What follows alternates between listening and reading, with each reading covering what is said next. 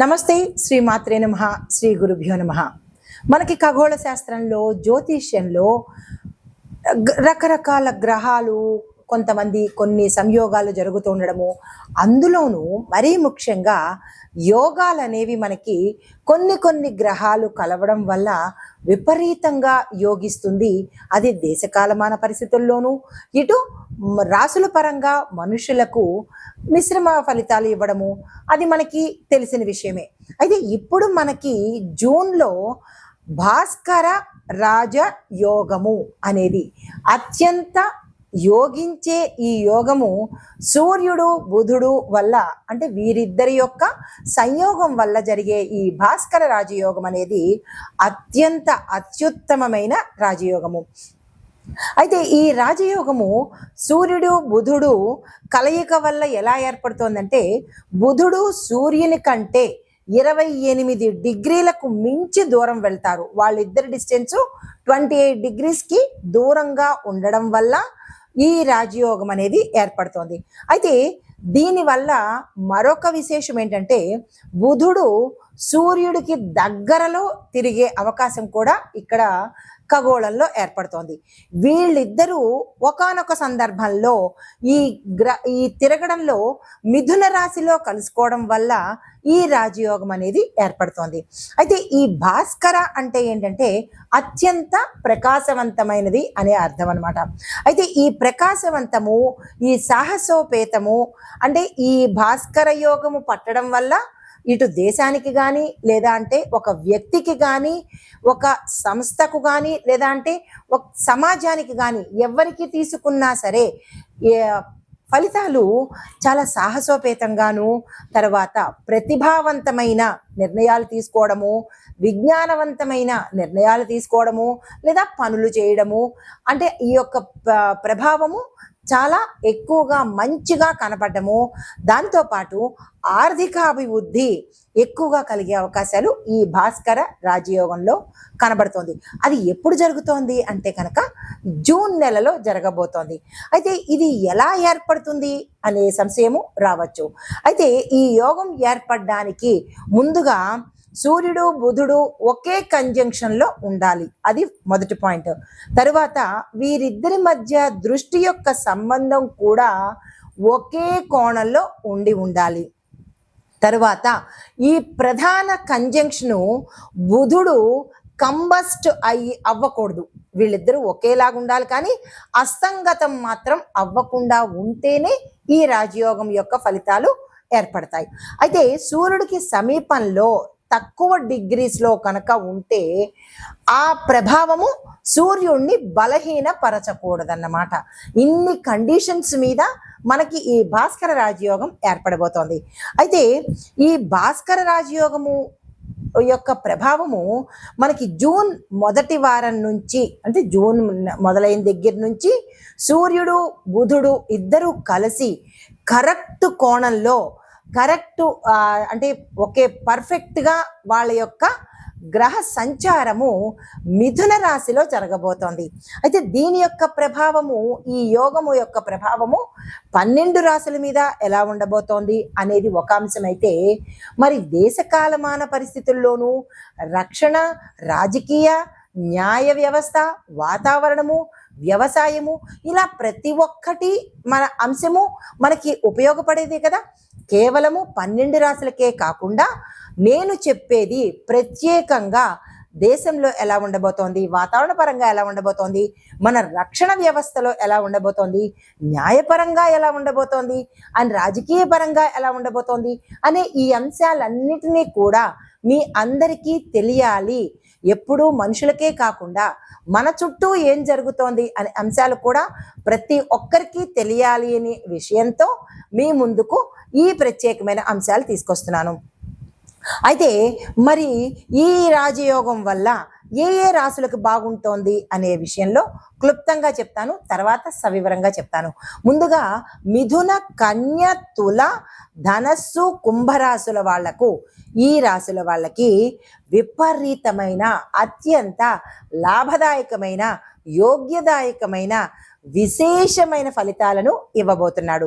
అయితే ఈ రాశుల వాళ్ళకి ఎలా ఉండబోతోంది అంటే, వీరు అత్యంత సాహసోపేతంగాను, కొత్త కొత్త అవకాశాలు తెచ్చుకోవడంలోనూ, ప్రతిభ ధైర్యము ప్రదర్శించడంలోనూ, విద్య, ఉద్యోగము, వ్యాపారము, మీడియా, కమ్యూనికేషను, చట్టము అంటే న్యాయము, రాజకీయ రంగాలలో ఈ ఎవరైతే ఉంటారో, నేను ఇందాక ప్రస్తావించిన రాసుల వాళ్ళు ఎవరైతే ఉంటారో వాళ్ళకి విశేషమైన ఫలితాలు కనబడబోతున్నాయి. అయితే మరి మిగతా రాశుల వాళ్ళకి ఎలా ఉండబోతోంది అంటే కనుక కొంత మిశ్రమ ఫలితాలు ఉంటాయి, కానీ అంత విశేషమైన ఫలితాలు ఈ సమయంలో దక్కబోదు. అయితే మరి సామాజిక, ఆర్థిక, రాజకీయ, వాతావరణ, రక్షణ, న్యాయ వ్యవస్థల మీద ఎలా ఉండబోతోంది అనే అంశంలో రైతులకు, అంటే ముందుగా వ్యవసాయాన్ని చూసుకున్నట్టయితే రైతులకు సాంకేతికంగాను అంటే టెక్నికల్గాను, సమాచార వ్యవస్థలు, అడ్వైజరీ వ్యవహారాలు ముందుగా ఎక్కువగా బలపడతాయన్నమాట. అంటే రైతుల్ని ఎడ్యుకేట్ చేసే విధంగా ఉపయోగపడుతుంది. తర్వాత వర్షాలు కనుక సమయానికి కురిస్తే రైతులకు అత్యంత సంతోషంగాను లాభంగాను ఉంటుంది. ప్రతి ఒక్క రైతు ఆనందంతో నాట్యమాడే సమయము ఈ రాజయోగం అన్నమాట.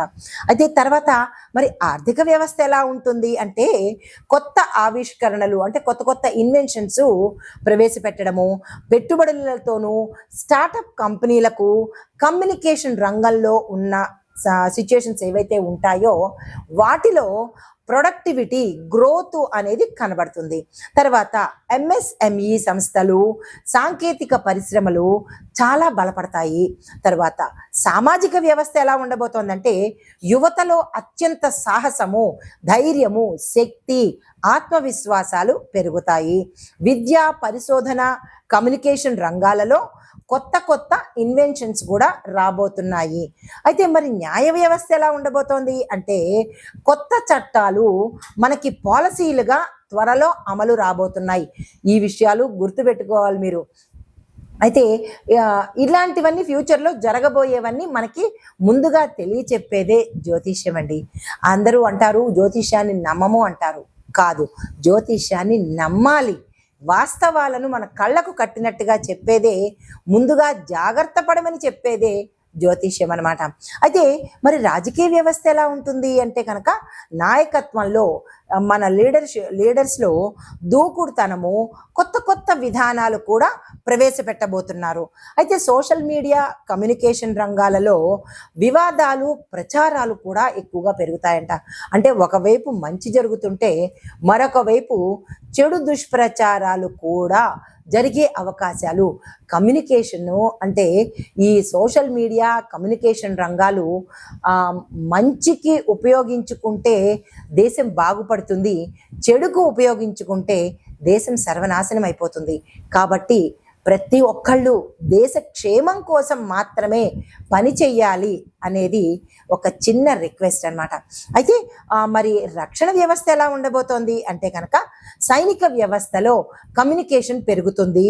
సాంకేతిక రంగాలలో అంటే టెక్నికల్గా, టెక్నాలజీ పరంగా అభివృద్ధి, గ్రోత్, డెవలప్మెంట్ కనబడుతోంది. సైబర్ సెక్యూరిటీ అంటే చాలా అభివృద్ధి అవుతుంది, బలపడుతుంది. ఇప్పుడు ఇవాళ రేపు చాలా సైబర్ క్రైమ్స్ ఎక్కువైపోతున్నాయి.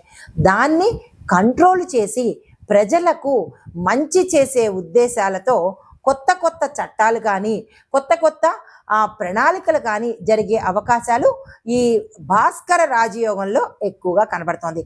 అయితే కొన్ని ముఖ్య అంశాలు, చాలా ఇంపార్టెంట్ ఈవెంట్స్ నేను మీకు ఇప్పుడు చెప్పబోతున్నాను. భాస్కర ఈ రాజయోగం వల్ల ఇంటెలిజెన్సు, కమ్యూనికేషన్ స్కిల్స్, రచనా ప్రతిభ, న్యాయము, పాలిటిక్స్, టెక్నాలజీ ఈ రంగాలలో పెద్ద పెద్ద అవకాశాలు యువతకు వస్తాయన్నమాట.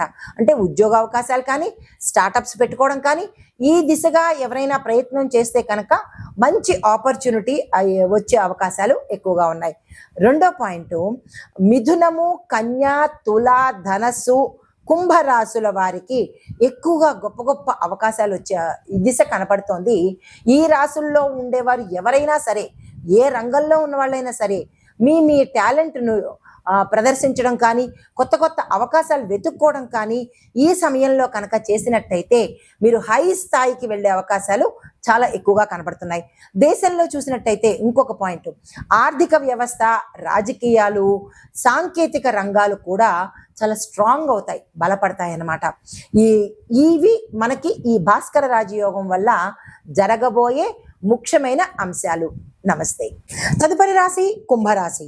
ఈ కుంభరాశిలో ఉన్న వారికి భాస్కర రాజయోగంలో సూర్యుడు మరియు బుధుడు మిథున రాశిలో సంచారం చేస్తూ ఉండడం వల్ల కుంభరాశిలో ఉన్న వారికి 5వ ఇంట వీరి యొక్క సంచారం జరుగుతోంది.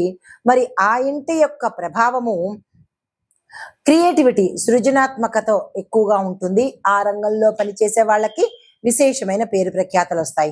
దీంతో పాటు ప్రేమ సంబంధాలు, భార్యాభర్తల సంబంధాలు, ఇలా కుటుంబంలో ఉండే ఏ సంబంధాలైనా బలపడి డెవలప్ అయ్యే అవకాశము, గతంలో విడిపోయిన భార్యాభర్తలు కావచ్చు, లేదా అంటే ఇప్పుడు భార్యాభర్తల మధ్య అన్యోన్యం లేకపోవడం కావచ్చు, లేదా అన్నదమ్ముల మధ్య, కుటుంబీకుల మధ్య ఏవైనా వివాదాలు ఉండి దూరం అవ్వడమో, మాటలు లేకపోవడమో, ఇలాంటివి ఏవైనా జరిగి ఉంటే కనుక అవి ఇప్పుడు సానుకూలం అయ్యేటట్టుగా గోచరిస్తోంది. అయితే విద్యార్థులకు ఇది చాలా చక్కని అవకాశము. ఈ సమయాన్ని ఎవ్వరూ వృధా చేసుకోకండి. మీరు ఏదైనా కొత్త కోర్సులకు అప్లై చేసుకోవాలన్నా, లేదా ఎంఎస్ కానీ, లేదా అంటే ఇంకేదైనా పై చదువులు చదవాలనుకున్నా, మీరు ఏ కోర్సుల్లో చదవాలనుకున్నా పై చదువుల కోసం కానీ, ఇక్కడ స్టేట్ లెవెల్లో కావచ్చు, నేషనల్ లెవెల్లో కావచ్చు, లేదా ఇంటర్నేషనల్ లెవెల్లో అంటే విదేశాలు వెళ్ళి అక్కడ చదువుకోవాలని అనుకున్నా, దానికి ఏ ప్రయత్నాలు చేసినా ఈ సమయం మీకు చాలా ఎక్కువగా అనుకూలంగా ఉండబోతోంది. బుధుడు ఇలాంటివన్నీ సమకూర్చే గ్రహం కాబట్టి, వీటికి అధిపతి కాబట్టి మీరు దీన్ని వృధా చేసుకునే ప్రయత్నం చేసుకోకండి. మరీ ప్రత్యేకించి స్టూడెంట్స్ కోసం కేజీ నుంచి పీజీ వరకు ఇంకా హై స్టాండర్డ్స్ ఎవరైతే చదువుతున్నారో వారందరికీ కూడా ఇది మంచి సమయము. ఆ ప్రయత్నాలు తప్పనిసరిగా చేసుకోండి. తర్వాత మీకు చెప్పదగిన గోచార రీత్యా మరి పరిహారాలు చెప్పాలి కదా. ప్రతిరోజు ఉదయము సూర్యుడికి జలార్పణ చెయ్యండి. జలార్పణ అంటే అర్ఘ్యాన్ని అర్పించడం అన్నమాట, నీరుని అర్పించడము. మరి మాకు అర్ఘ్యం ఇవ్వడం రాదు అని కొంతమంది అనుకోవచ్చు. అయితే మీకు ఏమీ రాదు, ఏమీ తెలియదు అని అనుకున్న వాళ్ళకి మాత్రమే గ్లాసులో నీళ్లు తీసుకొని ఓం సం సూర్యాయ నమః అనే మంత్రాన్ని చెప్పుకుంటూ మొక్కలో పోసేయండి.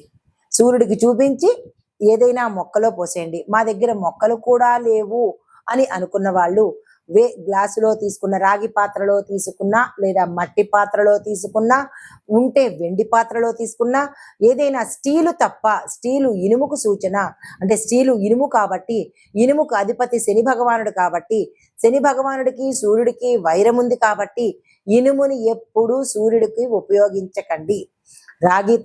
రాగి, ఇత్తడి, మట్టి, ఇలా మీ శక్తి కొద్దీ ఏ పాత్ర తీసుకునైనా సరే గ్లాసు తీసుకుని దానిలో నీళ్లు తీసుకుని సూర్యుడికి చూపిస్తూ మీరు కిందకి వదిలిపెట్టండి. కిందకి అంటే నేల మీద కాదు, అయితే మట్టిలో, లేదా అంటే వేరే పాత్రలో. ఇది ప్రతిరోజు చెయ్యవలసిన ప్రక్రియ అన్నమాట. ఇలా ఈ భాస్కర రాజయోగం ఉన్నన్నాళ్ళు ఈ రాశిలో ఉండేవారు చేసుకున్నట్టయితే కొంత సానుకూలమైన ఫలితాలు పొందే అవకాశం కనబడుతోంది. నమస్తే.